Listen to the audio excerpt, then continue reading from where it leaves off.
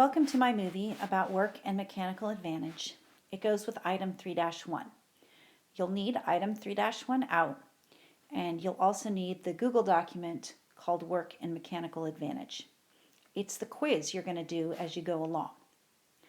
So starting on this page 3-1, we first must define work. Work is when you exert a force on an object that causes that object to move. Here is your definition for work. You should probably highlight that. One of the things that's important is that when work is done, the force and the motion have to be in the same direction. If the force and the motion are in different directions, no work is being done. So let's examine these two people here. Let's start with this guy with the weights. You can see that his force is up. He's lifting those weights up, working very hard. The motion is also up. The direction of the lift of the weights is up. The force and the motion are in the same direction. So this guy with the barbells is doing work. Now let's look at the lady carrying the boxes. Or maybe she's a man, I'm not sure. So her force to hold those boxes is up. She's working hard to hold the boxes up. But there is no motion. She's not actually going anywhere. She's not lifting them. She's just holding them. So because there is no motion, she is not actually doing work. No work is being done on this woman, on those boxes. So when we talk about work, we need to be able to measure work. And we measure work with a unit called a joule. And the joule, here it is, Joule. It's named after James Joule, and it's the amount of work needed to move an object with a force of 1 Newton over a distance of 1 meter. And finding work is really pretty easy.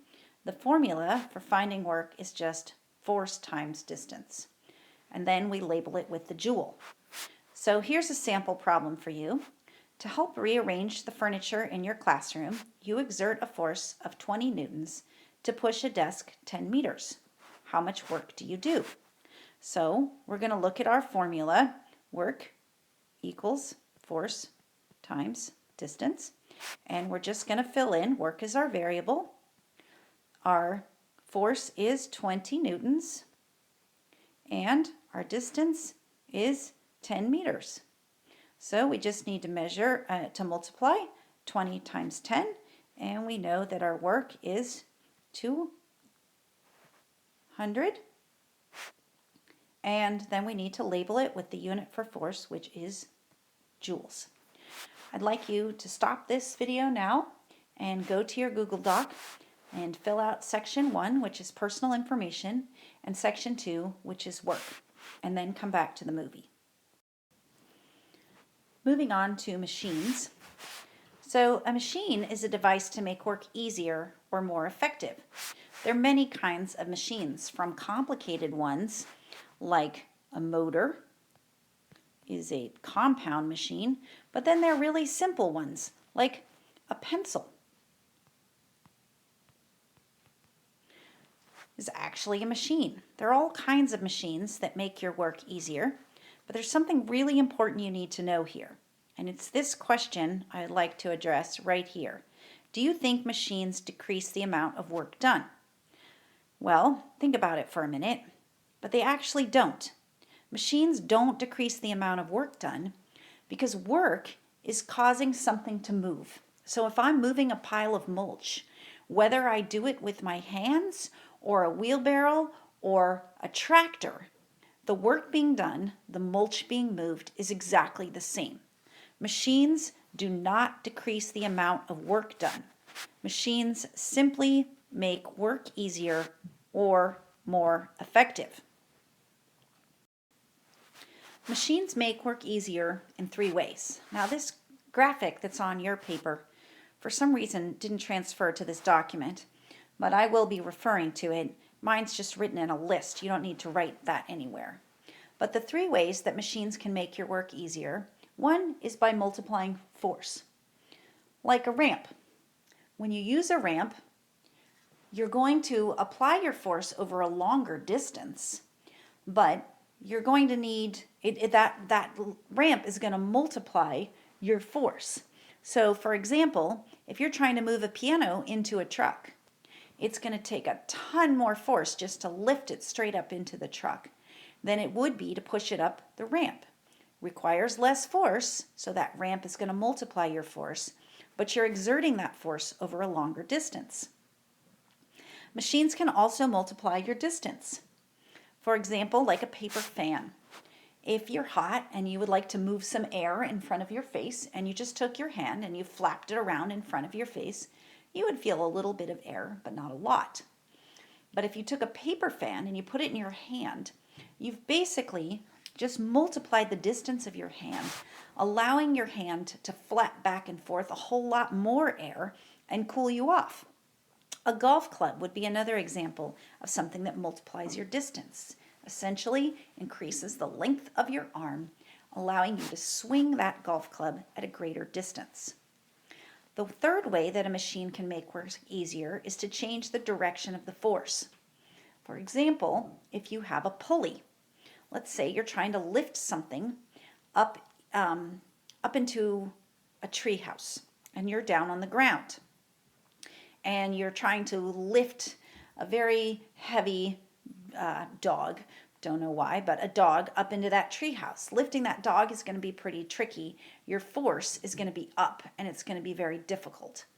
But if you use a pulley, you're now exerting your force down and you're able to lift that dog much, much more easily by changing the direction of the force.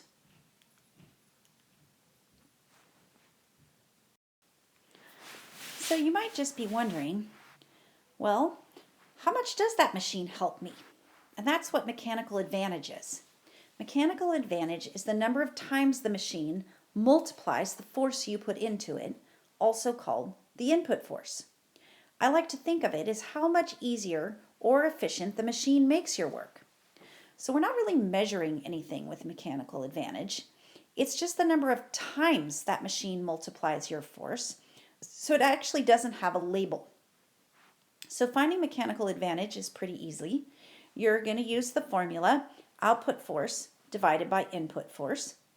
And the really important thing to remember here is the output force, right here, is the force the machine applies. But the input force is the force you or the person applies. So what you put in is the input force. What the machine puts out is the output force. Okay, finally we're going to do a sample problem on mechanical advantage. It's really very simple. My graphic, again, did not transfer very well, so I've just sort of crossed it out, but you can see it on yours. To pull a weed from a garden, you apply a force of 50 newtons to the shovel. The shovel applies a force of 600 newtons to the weed. What is the mechanical advantage of the shovel? So all we have to do is take the output force, which is what the machine applies, and it says here the shovel applies a force of 600 newtons.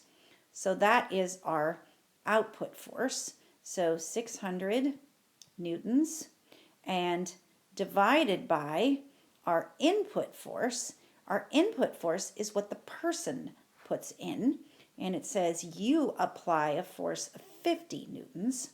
So we're going to divide it by 50 newtons, and we're going to 600 divided by 50 is 12. So our answer is simply 12. There's no label on mechanical advantage. It's that the machine makes your work 12 times easier.